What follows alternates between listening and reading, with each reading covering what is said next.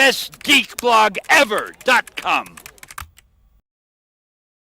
Hey folks, Ezekiel for bestgeekblogever.com here at the Paley Center for Media on the red carpet for the Los Angeles premiere of Batman The Dark Knight Returns Part 2. We got a chance to sit down with the filmmakers to discuss the epic conclusion of The Dark Knight Returns storyline, including director Jay Oliva. Check it out. Why do you think that people break down and analyze the Batman more than they do other comic book characters? Is that true? I guess it is. Well, I think that without necessarily wording this in like more than others, but I'll say what makes Batman so rich to do that with is that he is such a rich character in terms of the questions that are inherent in him. He's a guy who kind of is a little nuts. He's got OCD, a healthy dose of narcissism. He's taken the law into his own hands. It makes us ask, where the line is, where the right and wrong of it is. There's a huge amount of wish fulfillment in this character.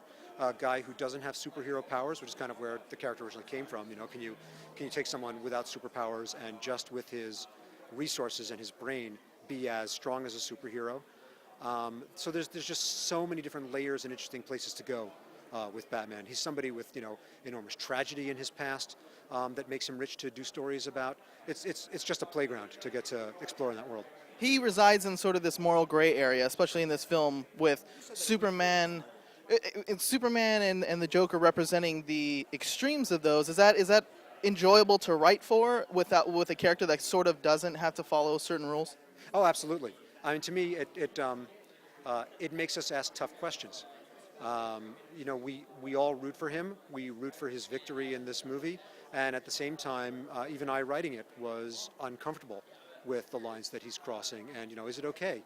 In this particular movie, in this world that he exists in, these choices are necessary. He has a moral imperative to do this.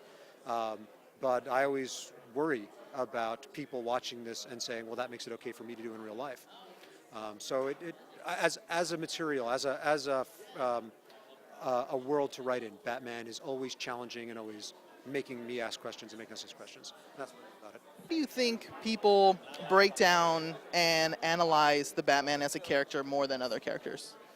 Because he's human, and he has the possibility of all the different choices that we humans can make, as opposed to, say, a Superman, who's pretty much always going to make the right choice. Unless he's being affected by kryptonite or something, he's always going to do the right thing. He is the Boy Scout. Batman is a wild card. You never know what he's going to do. When we start this piece, he's living in the bottom of a bottle of scotch. He's like given up. He's completely given up everything. For himself, for Gotham, he doesn't care.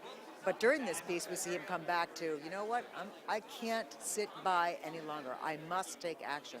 That's interesting, I think. Batman is such a dark, wonderful character. He is my favorite. You've talked to us specifically about why you chose Peter Weller, and it makes a lot of sense. He's so good in this film. When you're doing the two different parts, it seems like Batman is a very different character in the first and second films. Do you approach it with Peter that way? He's got the Joker as a nemesis this time around, which is a much, much darker, more chaotic time in his life. Do you approach doing that work with him differently? Well, what was really fortunate was that both scripts for parts 1 and 2 were ready at the same time, so we were actually able to record Peter on both parts continuously. So there wasn't a big 6-month, 8-month period between the two. That was really nice. But we did talk about the whole story and just get the idea of what the arc is and where we have to go from and to in order to make this piece flow. And because he recorded by himself, he didn't record with the other cast members, we really had to play with, okay, what do we think is going to happen around him, and how is Michael Emerson going to play Joker against his Batman, and what do we have to get energy-wise? So we do multiple takes to make sure we're covered. Why do you think people break down and analyze the character of the Batman more than other comic book characters? I think it's because he's just a regular guy. Like he's a guy who's at the peak of his, human condition of training, and he's a smart guy. And so, but he doesn't have like a magic ring that gives him powers. He's not an alien from another planet. So he's much more kind of, the audience can empathize with him because he's just like, he could be any of us, and we could be Batman. I mean, we just need to do more sit-ups, of course, but any of us. And I think that's what the draw is of who Batman is.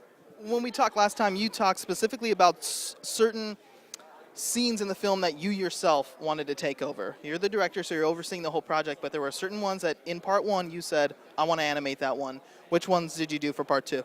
For part two, I mean, luckily I had a really good crew in part two, so the Joker versus Batman scene was really my kind of baby that I wanted to do, but luckily I had Sam Liu, who was another director of us, who directed a lot of our other DTVs and was also on, I think, Green Lantern, the animated series at the time. I had him kind of do a version of the Joker fight, and I told him, like, this is what I want.